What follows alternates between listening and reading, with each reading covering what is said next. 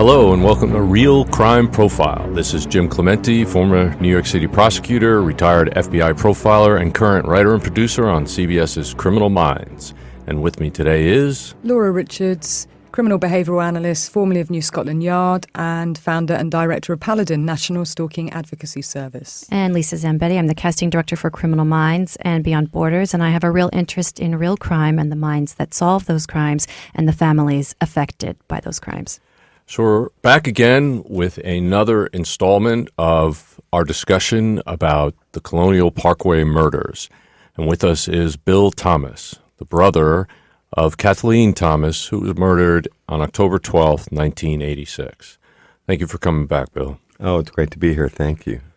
I want to talk a little bit about the actual circumstances, sort of a crime scene reconstruction, if you will, about the actual homicides. To me, it's a significant point whether someone, if they are strangling someone or slitting their throat, whether that is done from the front or the back of the person, the victim. It seems to me that if they were being strangled from behind, that it would be very difficult to have left a piece of rope behind your sister's neck. In other words, you could either do it by holding a piece of rope in both hands and pulling and crossing it behind the neck, or wrapping a rope around with a slip knot and putting pressure from behind. But I don't know how that would result in a piece of rope being left behind your sister's neck if somebody then from behind slit her throat from beyond ear to ear. It seems to me that if the person was behind her when they slit her throat and that piece of rope was still behind her neck, they would have seen that and taken it with them because they took the rest of the rope, right? They did. I agree with what you're saying, Jim. All I can tell you is my sister was wearing her hair a little bit longer then, and so it, extended kind of down, well past her neck. I don't know if they might not have seen it. Well, what I'm saying is if they were actually holding that rope with one hand, let's say, and slitting throat from behind, if they were behind and holding that rope around her neck and then slitting her throat from behind, the part of rope that was in their hand would have been the part behind her neck. It seems to me that they would have had to have been in front of her, and the rope was around her neck, and they must have been applying the pressure from the front and then slitting her throat, cutting two ends of that rope and leaving a piece behind her neck. I don't think that could be accomplished from behind her neck. No, I'm not disagreeing with you. I mean, one of the things that I've always had the sense that they were likely unconscious after being strangled. In other words, whether they were, whether they'd actually died at that point or not.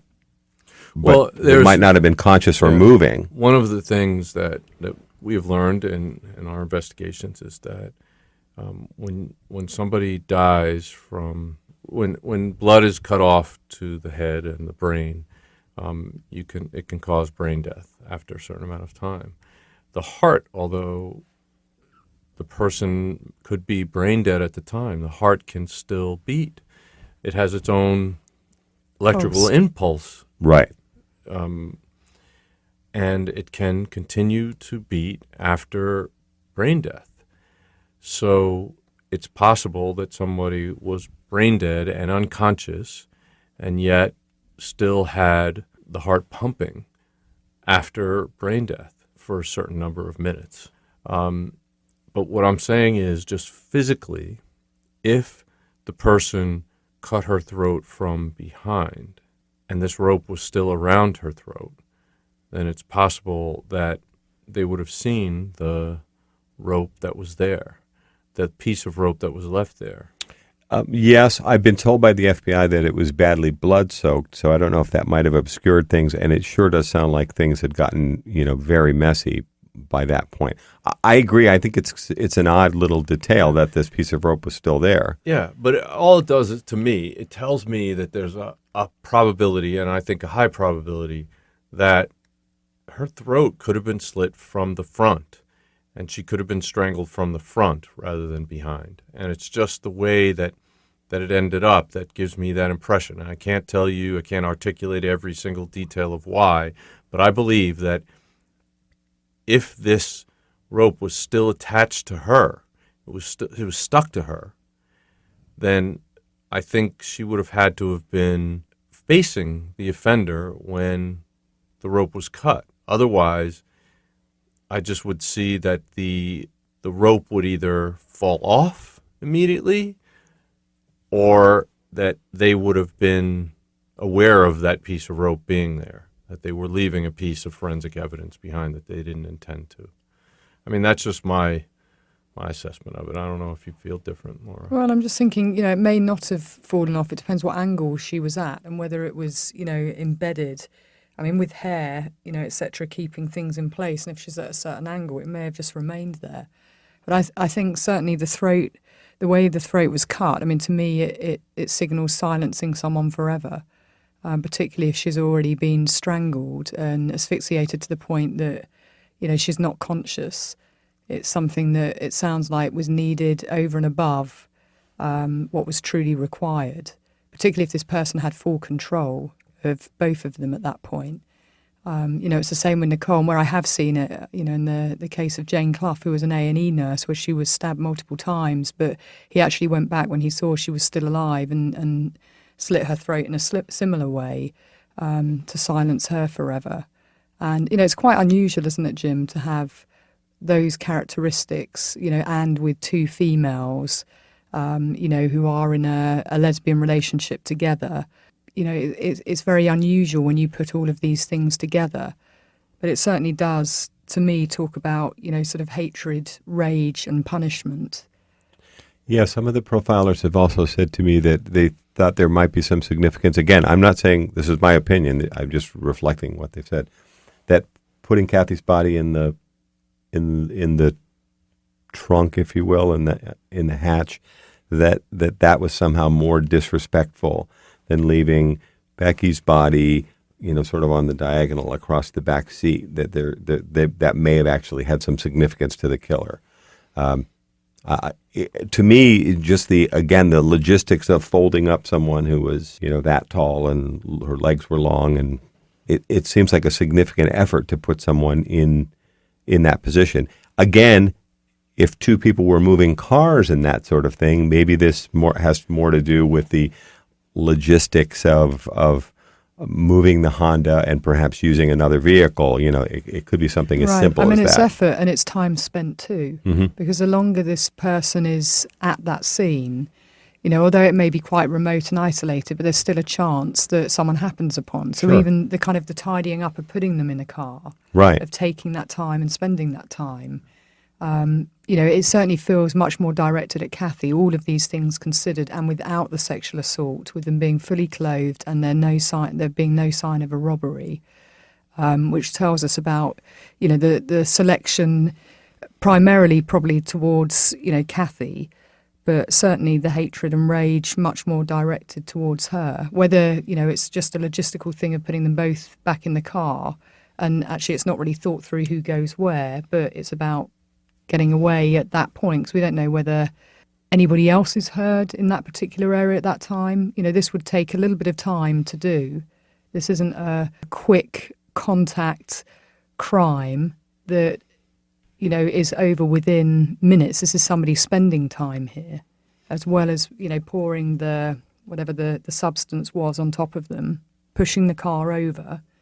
Yeah, I agree. This is time. It's time consuming, and it's possible that the next person coming along that darkened parkway could be a Park Service ranger on patrol. But also, just thinking of crime scene reconstruction, in my mind, it could be that this car, that this offender or offenders parked their car near where your sister's car was disposed of, and hiked back to the place where they were actually parking.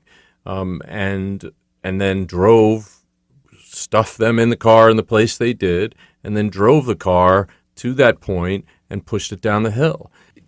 It's also possible that this person drove up behind them, pulled them off the road, or came upon them in this Lover's Lane area, pulled up behind them, and had his car or her car right there with them and then pushed it down. I mean, those are both reasonable possibilities. Yes. And I think that we have to look at the other crimes and the other crime scenes to see how that played out and to see whether or not we think they're related and whether or not that gives us a better indication. Because in serial cases, I always say that offender picks a particular victim at a particular time, in a particular place, in a particular manner for a particular purpose. And all those choices reflect back on that offender and why they did it. It reveals something about them unwittingly.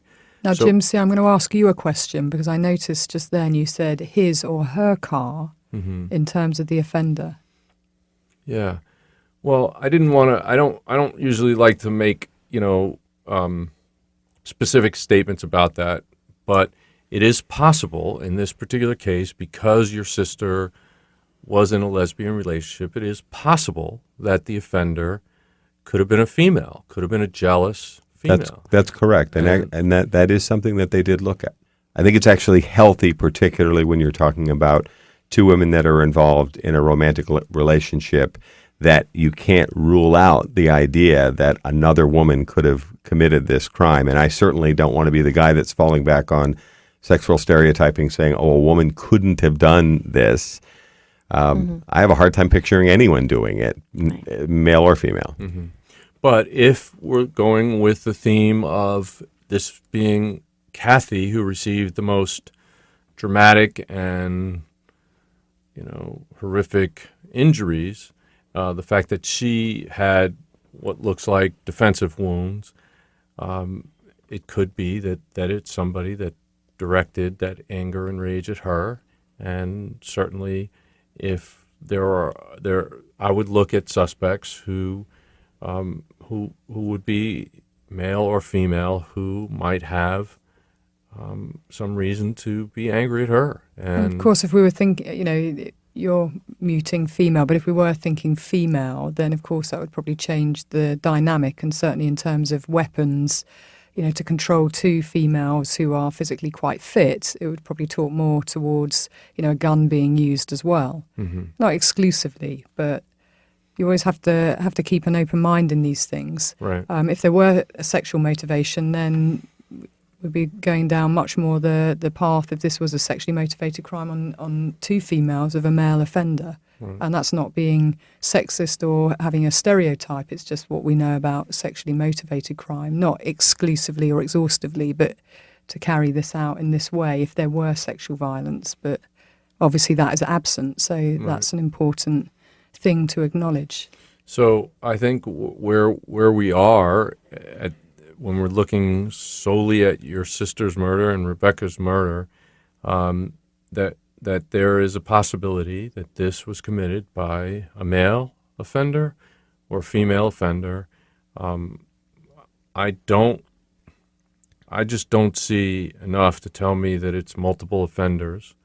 I could be wrong, but I think it's probably a single offender who was very goal-directed, who may have had a direct reason to have anger and rage towards your sister, and or somebody who believed that who your sister represented was somebody that they have anger and rage towards. I think that's pretty fair. And we certainly can't rule out stalking, prior selection stalking, and that's something else that we have to keep in mind when thinking about this case, how it relates to the others. I mean, in terms of, preparatory sort of behaviour and victim selection, whether it's somebody who knows her previously and, as Jim mentioned, sort of some grudge-related behaviour, which, that for me is a strong probability actually in this case. But I think we need to look in more detail at the other cases too, and certainly for me, the case of the other two females who were murdered 10 years later. Well, this sounds like a good time to take a break to hear a word from our sponsors. Hello, it's Jim Clementi and Francie Hakes with a special message about a new show that I'm hosting on Wondery called Locked Up Abroad. In each episode, people tell their harrowing stories of being convicted of crimes and jailed in foreign lands, or kidnapped and held hostage in war-torn countries. These are definitely worst case scenarios. They're truly frightening situations. Yes, no best cases here. But it is fascinating to hear how they manage to survive these ordeals. In the first episode, Midnight Express, Billy Hayes tells us about being imprisoned in Turkey for smuggling hashish. Oliver Stone even made a movie about it. But that was the movie. This is the real story. I even had the chance to interview Billy Hayes recently, and he told me the whole story behind the story of how he escaped a Turkish prison. He even told me that he went back to Turkey years later. You have to hear his story to believe it. And now, in his own words, here is Billy Hayes. And now we're back from the break and back into the case. So I have a question. Is it a situation where they were run? Like, what makes that car stop? What makes that murder happen where it is? I mean, my question is it something that if somebody knew her, were they following her in the car and waiting for an opportunity Did the two other women that they were working with know that they were in a relationship together? Yes, absolutely. They had been introduced by my sister's first girlfriend, who was one of the 4 people that were together. And they said that Kathy and Becky were in the habit of going to the same spot every week along the Colonial Parkway. They didn't know where the spot was, but they knew that they went to the same spot, to pull over and listen to music and be romantic. And that probably after dinner that they may have gone to their favorite spot. Yeah. So, I mean, to me, that's the highest probability that they intentionally went to a place. It's not just coincidental that they ended up in a lover's lane. They went there for the purpose of taking advantage of the privacy in a lover's lane. Right. Sure. I guess what I'm thinking is if somebody knew her and wanted to kill your sister, why not kill her at home? Or why, you know what I mean? Like why this place as opposed to somebody who's laying in wait for somebody that they want to kill? I don't know. Yeah, well, something that Laura had said, when we take a look at 4 lover's lane situations together, so you can end up going down a road, and I'll defer to the professionals at the table, of thinking that perhaps this is these crimes might be committed by someone who haunts, if you will, these kind of places where couples would go. Or stalks. Stalks, a better word to use. That's a better word.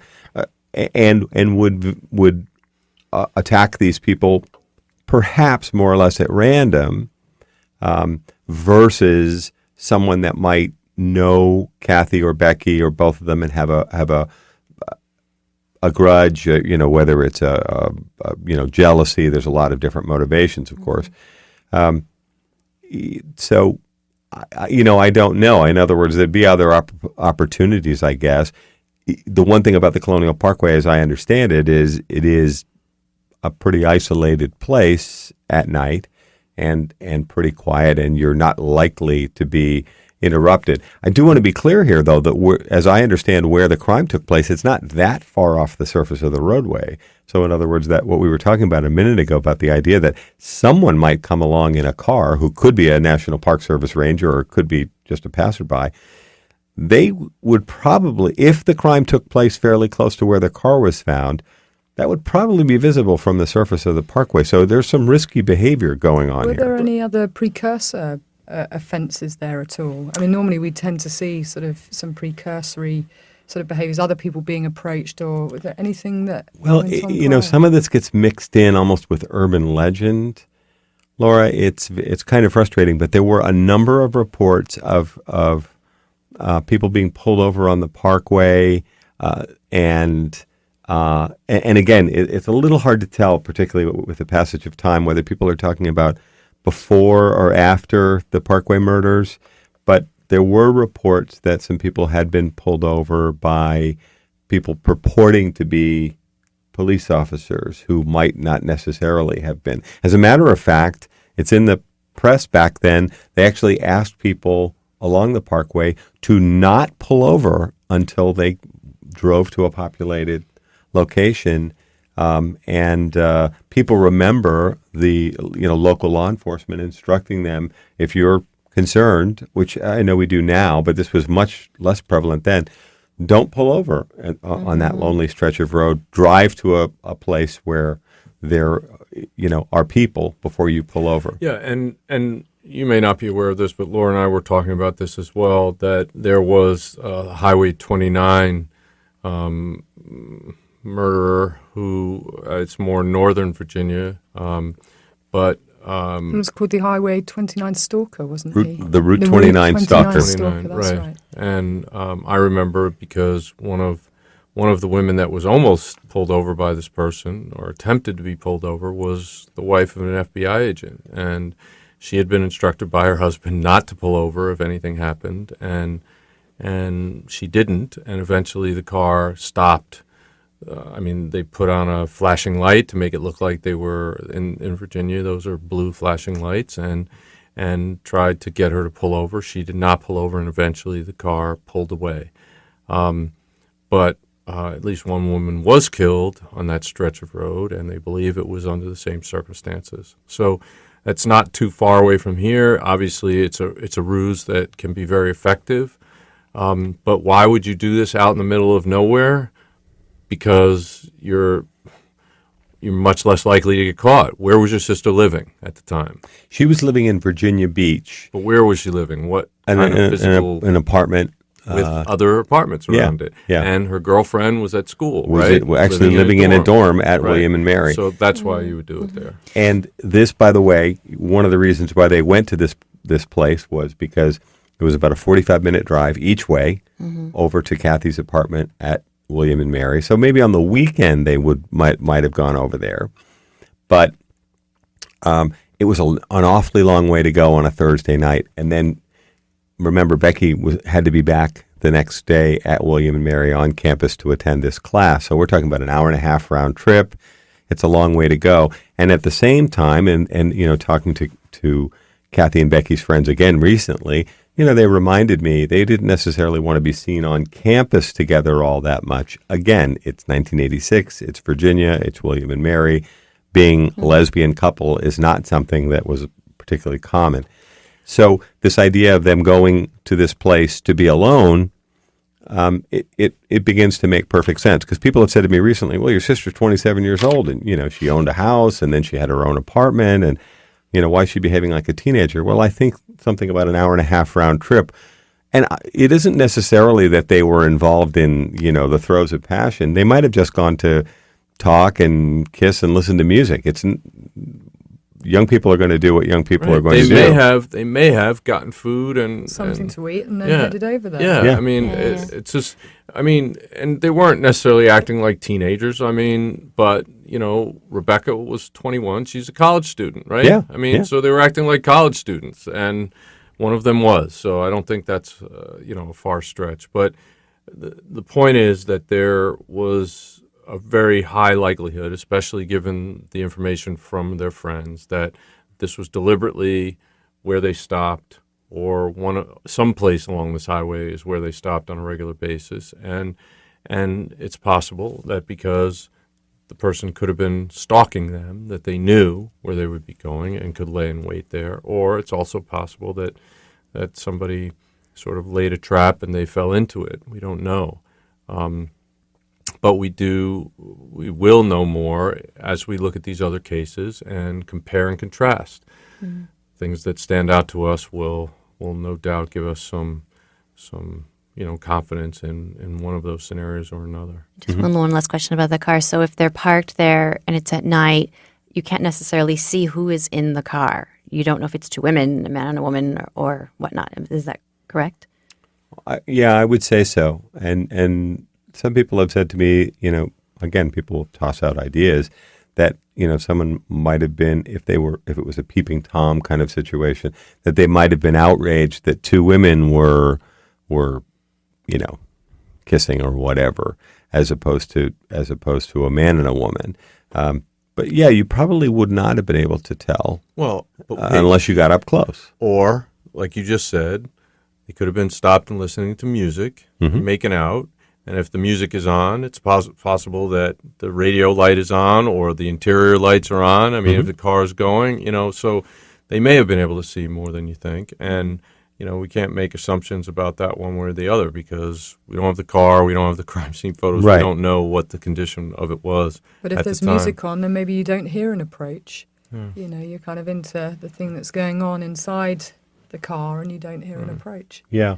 I mean, or And- you do, and it shocks you and puts you into sort of surprise mode Yeah, on but- the back foot from and the I start. I recall FBI telling us they were looking at people that had been involved in peeping tom incidents or creeper kind of things. And obviously there are people that will go to They were Lover's stalk Lane those situations. areas. And Yeah. the Yeah. stalking element. Well, those are the precursor crimes that Laura was mentioning, that those are the kinds of things that we'll see leading up to this. If this was this killer's actual first kill, then those are the kinds of things that we typically see leading up to it. If it is that kind of a, sort of set your trap and wait for a victim to fall And into it's it. more about the location and the geography than it is about them specifically as people, Right. or Kathy in particular. Oh, so many variables. Oh my God. Well, Yeah. One interesting variable here is that of the four couples, Kathy and Becky are the only one. Ironically, they're the lesbian couple, but they're the only ones that are actually in any kind of serious relationship. David Nobling and Robin Edwards met that day, so it's at best an assignation. In other words, they've never been on a date it's before. at best a sexual assault of a child. Exactly. Actually. Yeah. It's a That's, crime. yes. If that's what they were doing, it wasn't just She's just 14 She's years yeah, 14 we old. haven't years old, gotten. to Yeah, we Jim's haven't point. even talked about that yet. But yeah, Yeah. that's Yeah. something. But another reason why somebody who might be morally indignant at that might have decided to kill them. So What's that? We use that word on the show. I know it's fiction, but we use a word for somebody who is like not a corrector, a moral enforcer. a moral enforcer. That's I could make a case that all four of these couples are engaged in sin, if you will. There's a man that was put to death shortly before the Colonial Parkway murders kicked off named Michael Marnell Smith, who was involved with a very conservative, some people called it a cult, church located on the Colonial Parkway. If Michael Marnell Smith had not been put to death by the Commonwealth of Virginia just 2 months before Kathy and Becky died, I'm sure law enforcement would have taken a hard look at this guy. What's this his guy, name? Michael? Michael Marnell Smith. And Mr. Smith was convicted of raping one woman and then later raping and killing another woman, ironically, also with William and Mary ties. And this man went out and he struck out at those women because, in one example, she was sunbathing alongside the river, and he was, in his twisted mind, he was offended by this. Now, if Smith hadn't been put to death, I would say a guy like Michael Marnell Smith would be, the kind of moral enforcer, as Jim said. All of these couples are involved in some level of romantic or sexual activity, kind of out in the open. Some of it might be a little bit of a stretch. Cassandra Haley and Keith Call are also on a first date. He had just broken up with his girlfriend, a very serious girlfriend he'd gone to high school with. He and Cassandra were on a first date. People who were at the party that night, whom I've spoken to, told me they didn't seem particularly interested in each other. They kind of spent the evening at the party with other college students talking to other people. However, they did leave together at the end of the night, and it's possible maybe they did go to get to know each other better. But Keith's car is the one that's found along the Colonial Parkway. And, I've talked to the FBI recently about the Phelps-Lauer case. They're the couple that are found on I-64. And I had said something to the investigator about the fact that they weren't a couple.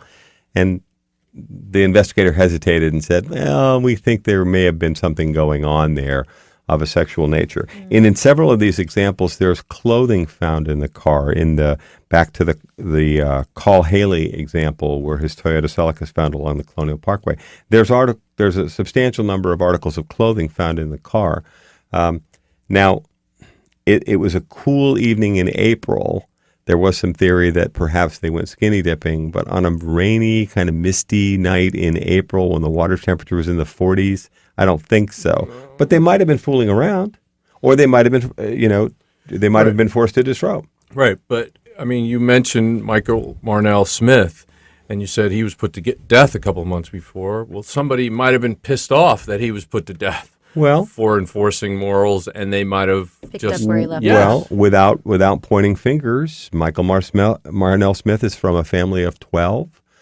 His family live on the Colonial Parkway, and again, I'm not accusing anyone of anything, but they came from an extremely conservative, some people said cult, church, which still exists today, and it's again, when you have 150 plus persons of interest, different thoughts cross your mind as different names come forward. Certainly, if somebody else was following the kind of mental path that Mr. Smith was on, could a brother or a nephew or someone like that, Or another churchgoer. sure. Yeah.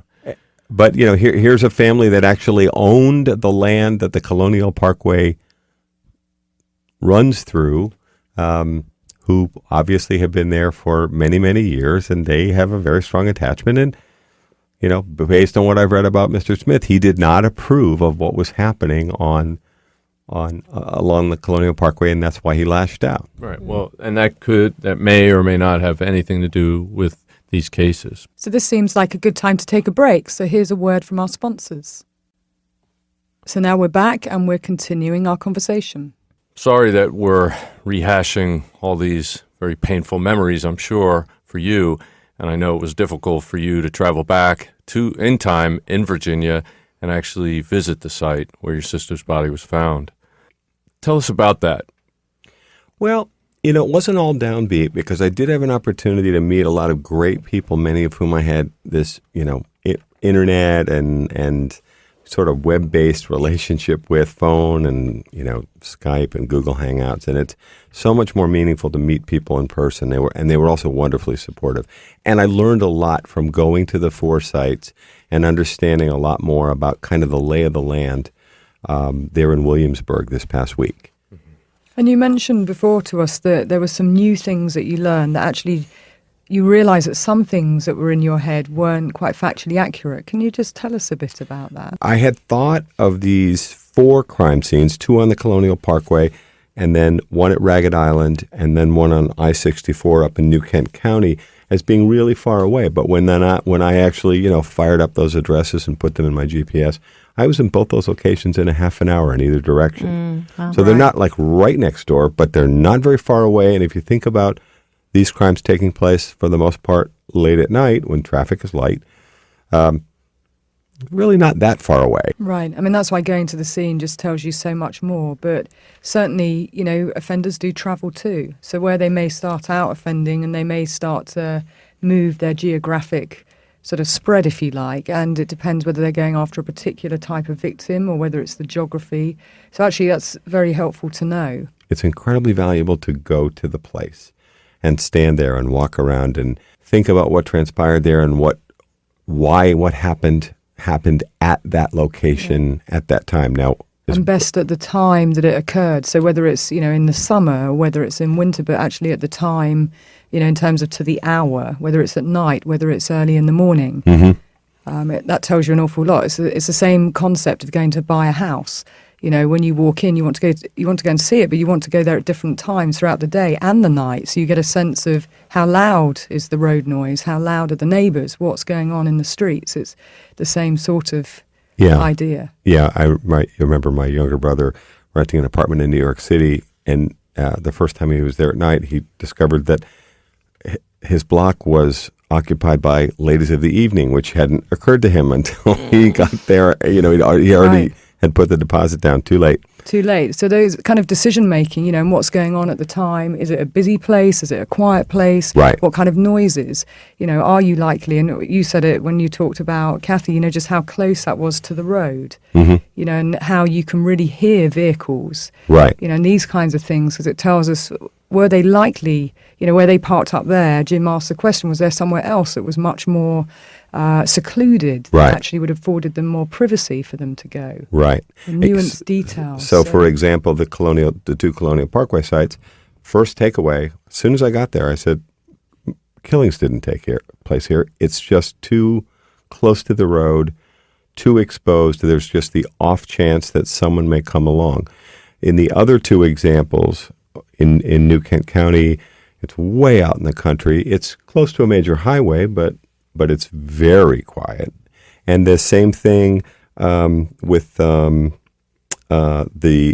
Ragged Island Wildlife Preserve. It's right next to this major bridge, but then I realized when you get to the actual place, it's in the open, but it's secluded because of the kind of almost the shadow of the bridge, so that no one could see what you were doing. And if it was at Right. night, you know, even though you might feel like you're kind of out there under the stars and there's a major structure nearby, you'd have total privacy.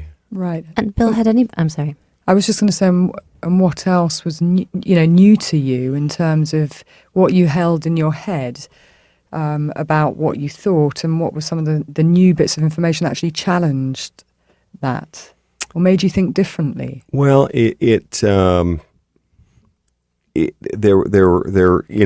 one of the things I realized is that we've got people with different objectives. In other words, I think we have couples, young people being young, going out, and, you know, they're out, and their goal is privacy, to be romantic or to be sexual or what have you. And then I think someone else comes along who has a much more dark goal, and it feels like these were places that these young people went to be alone, and then someone else shows up who obviously has a much more kind of malevolent agenda. But I realized just how much these would be places that could be beautiful and romantic and kind of private, and then it feels like someone else shows up who then obviously, you know, changes the chemistry of what's happening in a very terrible way.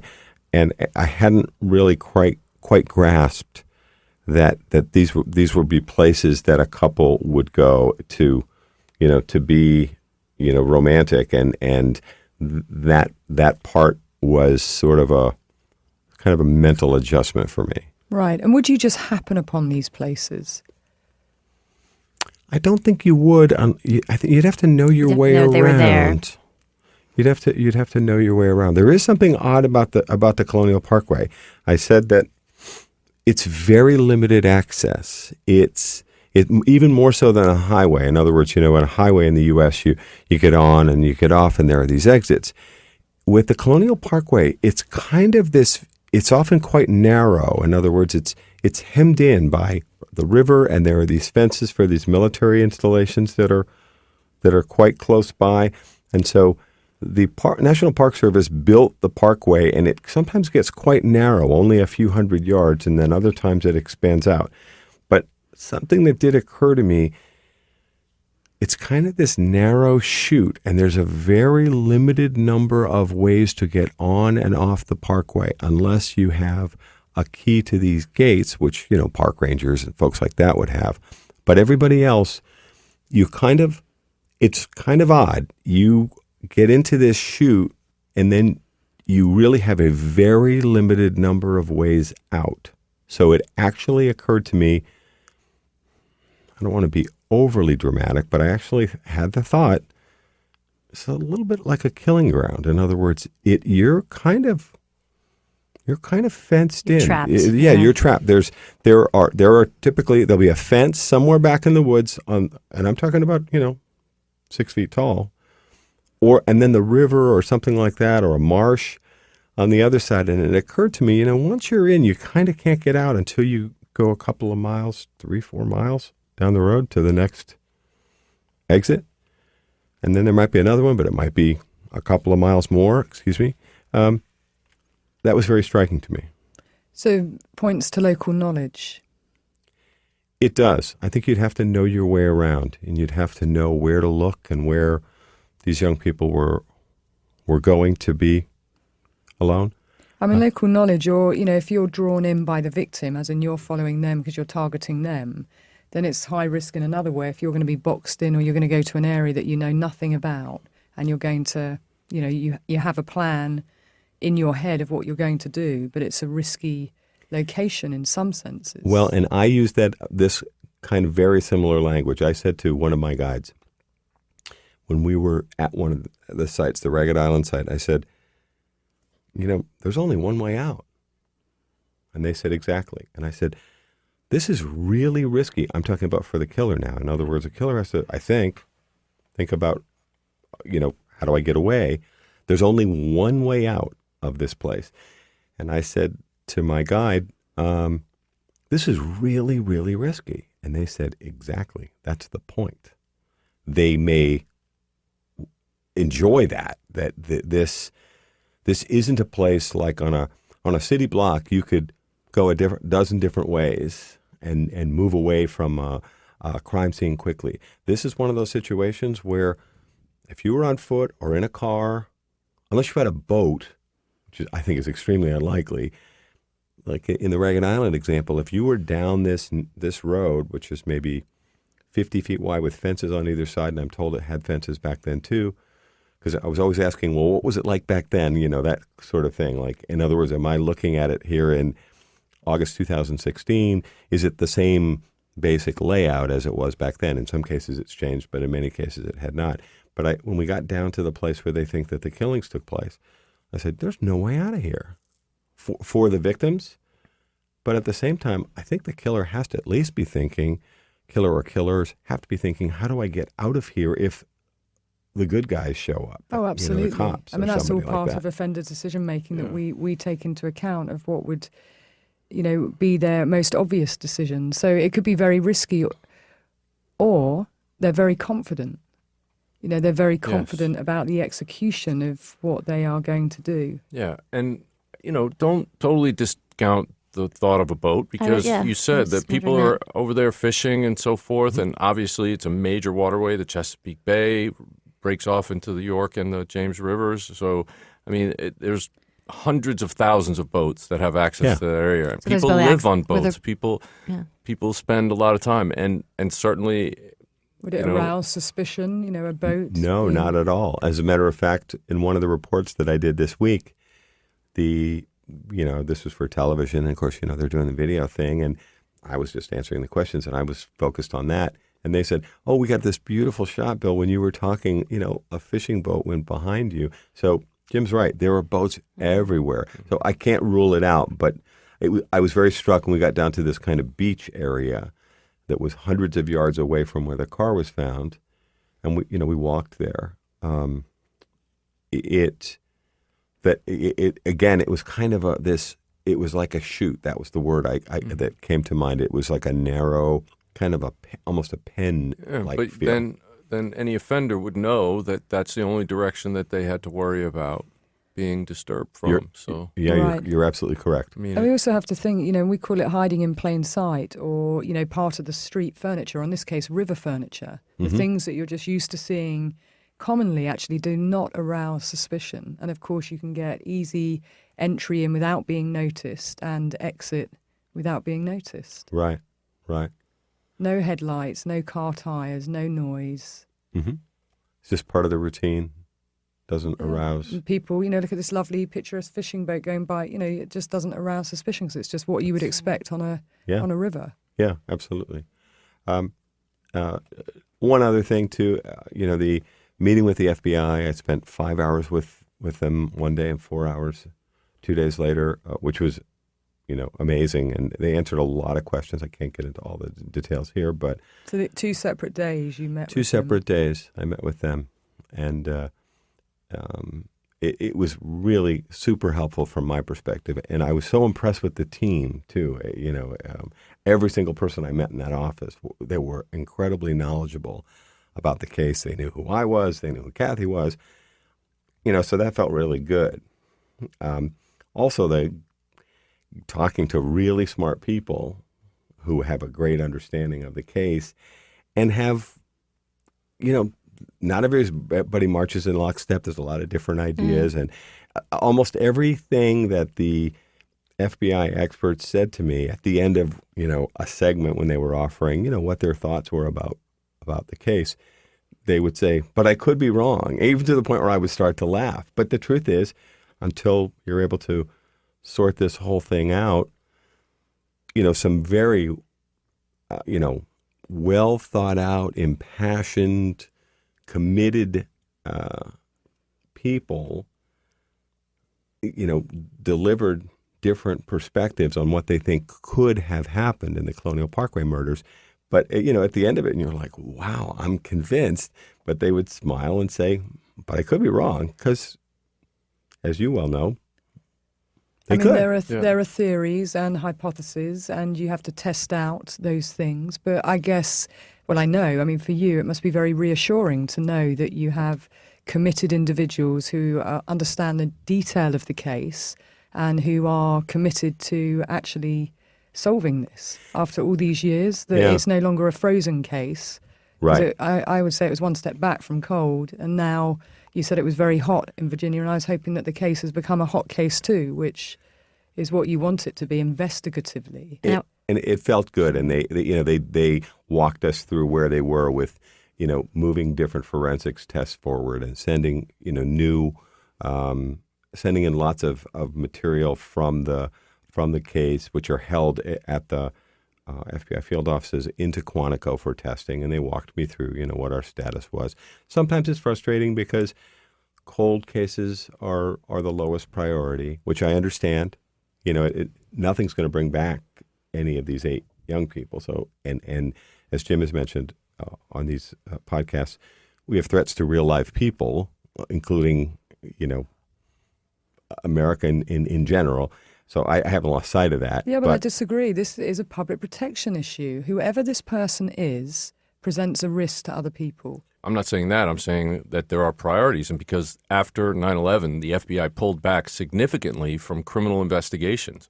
We did cover this. We all agreed that resources have been taken away. What I'm making the point about is that whoever this killer is out there and has not been found. Yeah. So they are still a public protection risk, irrespective. It's gone from being a frozen case to now being open. We don't know what this individual has done in between this. Right. Okay, and that's a very real point. We don't know what they did before this, but we don't know what they're doing now. They could be harming multiple people. But it's obvious that there's a ton of more information for us to go through, and we're not going to be able to get through it all today. But we will have you back, Bill, again, to go through the details of the other murders that have been now known as Colonial Parkway murders, as well as the additional one in 1996 that Laura was talking about earlier. We really appreciate your time and all the details you're giving us, and we hope you'll come back so we can talk more about this case. Thank you. I look forward to it. Great. Thank you, Bill. It's been incredible talking to you, and you're obviously, you've lived through this, you've been in the shoes of, but you've also become almost like a pseudo-expert on the detail, and the devil's always in the detail with these cases. So I certainly appreciate, as do the team, you talking us through it and sharing those details. And I'm just it's so important that you keep fighting the fight, that you just are tirelessly moving forward, constantly trying to bring justice to not only your sister, but the rest of these victims. Thank you. We appreciate it, definitely. Well, thank you very much from those of us at Real Crime Profile. We'll be back again with Bill Thomas to talk more about this incredibly fascinating and disturbing case. So if you like our show and you want to help us out, there are a couple things you can do. First, you can go over to iTunes and leave us a positive 5-star review. You can also like our Facebook page and join in on some great questions, comments, and conversations. We always love to hear from you there. You can follow us on Twitter. You can check out our sponsors. And most importantly, you can share us with friends, family, and anyone you know who's interested in real crime and the minds that solve those crimes. Thanks for listening. For advice or support if you're experiencing stalking in the UK, you can contact Paladin National Stalking Advocacy Service on 0207 840 8960 or go on the website www.paladinservice.co.uk. If you're experiencing domestic violence, call the National Domestic Violence Helpline free phone 0800 2000 247. In the US, if you're experiencing domestic abuse and need advice, shelter, safety or counselling, call the Genesis 24-hour hotline 214-946-4357 or go on the website www.genesisshelter.org, or you can call the National Domestic Violence Hotline on 800 799 7233. Real Crime Profile is produced and edited by Paul Francis Sullivan, engineered by Jacob Moose Molin. Music is composed and performed by Simba Sumba. Logo art by Rob Cohen. Real Crime Profile is produced and recorded at Empire Studios LA by XG Productions. Real Crime Profile is distributed by Wondery.